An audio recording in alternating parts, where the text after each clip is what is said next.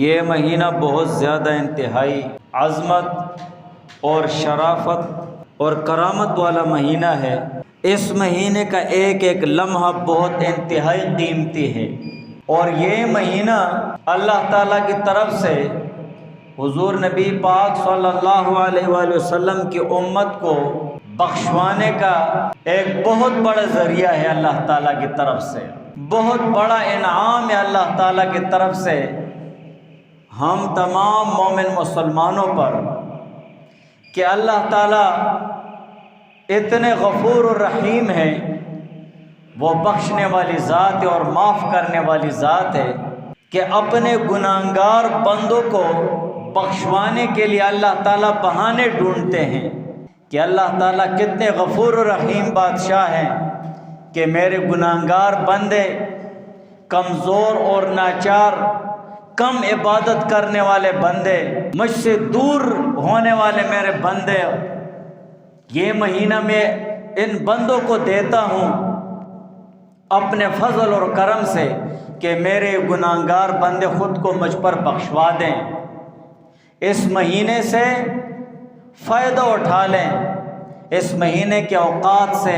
لمحات سے، اور اس مہینے میں عبادت کر کے اپنے تمام اگلے اور پچھلے گناہ بخشوا دیں۔ جو بندے مجھ سے دور ہیں وہ میرے قریب ہو جائیں، تو یہ محض اللہ تعالیٰ کی کرم نوازی ہے۔ رمضان کا مہینہ ہم مومن مسلمانوں کے لیے اللہ تعالیٰ کی طرف سے ایک خصوصی کرم نوازی ہے کہ تمام گناہگار بندے اللہ تعالیٰ پر خود کو بخشوا دیں۔ یہ ایسا مہینہ ہے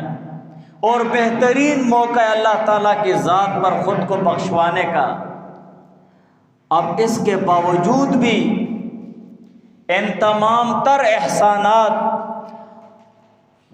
اور ان تمام انعامات میں سے عظیم الشان انعام اور بہت بڑی نعمت جو اللہ تعالیٰ نے ہمیں دے دی ہے،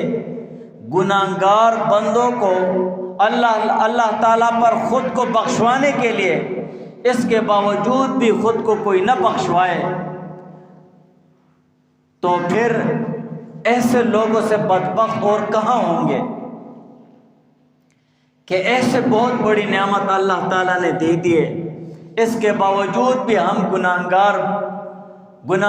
لوگ اور اس کے گناہگار بندے اللہ تعالیٰ پر خود کو نہ بخشوا دیں، تو پھر تو اور بھی ہماری خیر نہیں ہوگی، پھر تو اور بھی ہم اللہ تعالیٰ کی ذات سے دور ہو جائیں گے۔